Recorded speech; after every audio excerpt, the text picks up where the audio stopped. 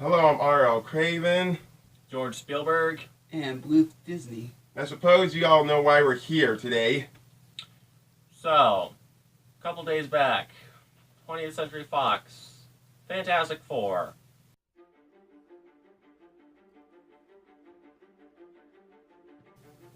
When are they gonna friggin' learn? I have no reason for it. I didn't even notice that they were going to do a new Fantastic Four movie with 20th Century Fox.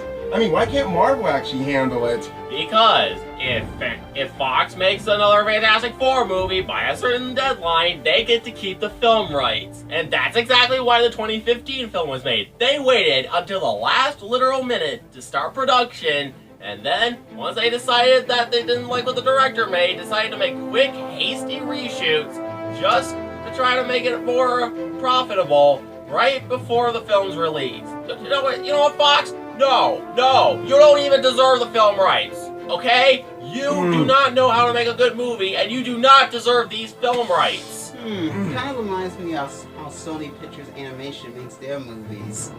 What you talking about? I'm talking about a certain movie that's coming in July, so hint, watch out for that one. Oh boy. Yeah, so... Okay, so apparently this reboot of the Fantastic Four is gonna be kid-friendly, because we gotta make it more like The Incredibles, and so, yeah, it's also gonna be told through the perspective of Franklin Storm, the son of Reed and Sue Storm. Like, you know what? Screw you, Fox, screw you! You can't even get Dr. Doom right! There is no victor. There is only doom. And you're gonna make a movie with the children of Reed and Sue Storm? This feels like it's doing Batman Forever. You know how that seems more kid-friendly, like after when Tim Burton was booted out for Batman Returns.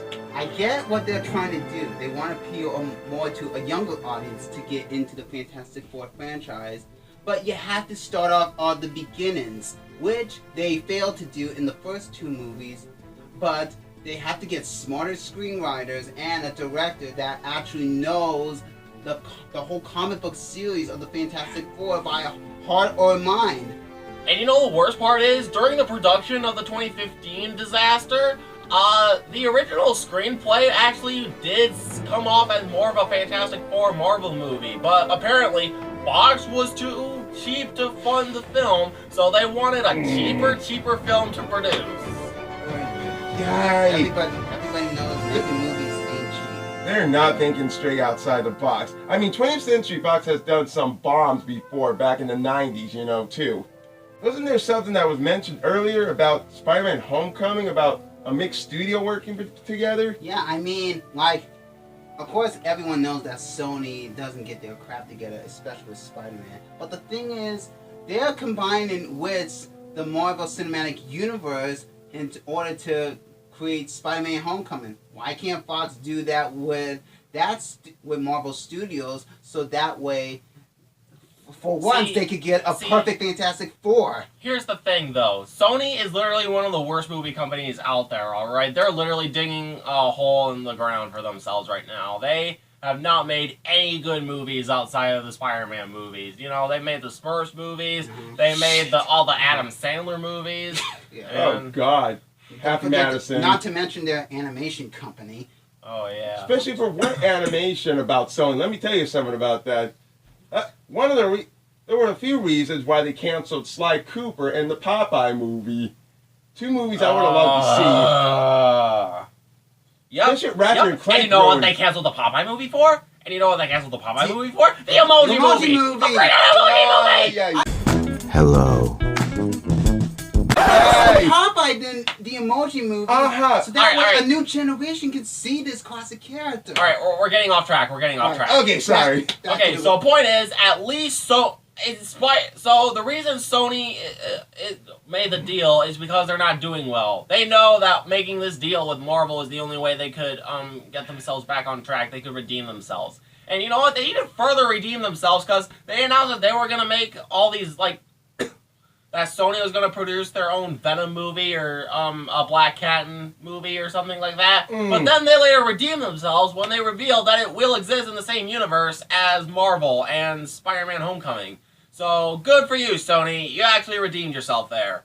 But then, right as Sony redeems themselves, 20th Century Fox decides to ruin things yet again and dig a deeper hole in the ground for themselves. See, I don't get some of what these people are doing. It's like this century they're bringing back reboots over and over again. You know how you see Spider-Man reboots, because there was Spider-Man with Tobey, and then there was the Amazing Spider-Man with Garfield, and now they got another Spider-Man movie. I mean, they can't even make up their freaking mind for once. Well, there is an explanation for all that, alright?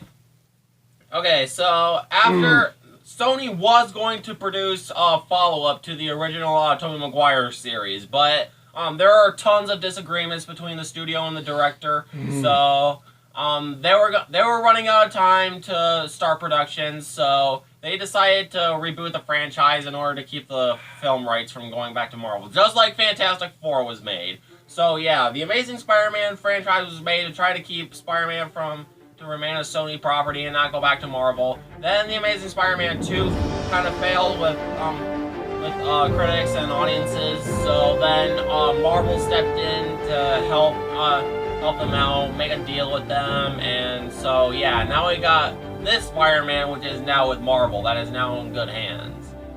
At least those films are doing so much better. One thing I want to talk about, how the crap is Fox doing so crappy with the Fantastic Four when they're doing so well with X-Men? Because, one single word, Bryan Singer. Because Bryan Singer is given full control over these projects. He doesn't have to face any studio crap that the Fantastic Four movies have had to make. So he's given creative freedom while everyone else at Fox is just going down the drain? Dickhead. Tell me about it. Unfortunately, that's pretty much how every movie studio is nowadays. If the studio don't like the way you're making the movie, they're gonna make you change it.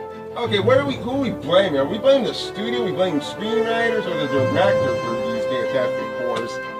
Well, I think we can blame the first two movies on the screenwriters because on both the studio and the screenwriter, because the screenwriters were all themselves for those first two movies, and the studio approved of them. The 2015 film, yeah, we can definitely blame the studio for that one. Yeah, excuse me while I go get my book of critics. In my opinion, they should have gotten movie executives that know how to make movies. I think the movie executives are just people that just don't care how much time it costs or how much money it makes, just get it done. That's exactly why Fantastic Four was made. They just wanted a quick, cheap, easy film to make so they could keep the film rights and still make some sort of profit off of them. And wouldn't you know it, it backfired and bombed so hard at the box office. Okay, so let me tell you how box office results work. So, in order the movie to do well, it has to make at least twice it made at the box office, okay? And reportedly, the 2015 reboot, had a $110 million budget. So in order for it to work at the box office, it has to make at least $220 million at the box office. It only made 160. Yeah. Alright guys, let's take a look at what we got here. Of that Fantastic Four, 2015. Critics gave it 9%, audience gave it 18%. This only made like $49,000 at the box office. Well, I think that was opening weekend. And it was directed by Josh Trank, or however his name goes, or whatever the hell they say his name. Yeah, Josh Trank. Someone I don't even know. He actually started off with a really good film, Chronicle. You bought it when we were at Disc Traders. I did, right? Yes. You really gotta watch that. It's really good. I did, but I just got finished watching Logan, and let me tell you, that movie is such a hit. I gotta watch it again and again until I get something through. Feels very interesting. Hugh Jackman coming to replace his role. Fox! How did you give us a good Wolverine and Deadpool movie but still not a good Fantastic Four movie? Speaking of Deadpool, they actually got a sequel of that. How well y'all think that's going to turn out? We'll see. Because usually sequels Fox, never make it. You better not do anything with this one. Yet the biggest piece of trash reboot 20th Century Fox has ever made. First of all, add a second act into it. After the first act of the movie, this movie literally times jumps a year to the climax. Also, more action and complete CGI. The CGI was so rushed, it didn't even look finished for this Fantastic Four of 2015. That was one problem with it. And yes, I'll admit, I never saw this Fantastic movie after I heard how bad it sucked at the box office. Especially I had a friend of mine who went there and saw it for 20 minutes and he just walked out and told me not waste money on it. Fox.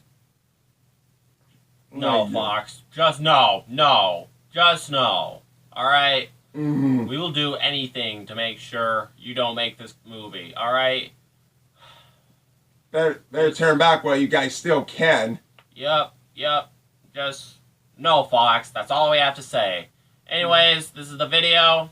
Yep. I'm George Spielberg. I'm R.L. Craven. And I'm Don Disney.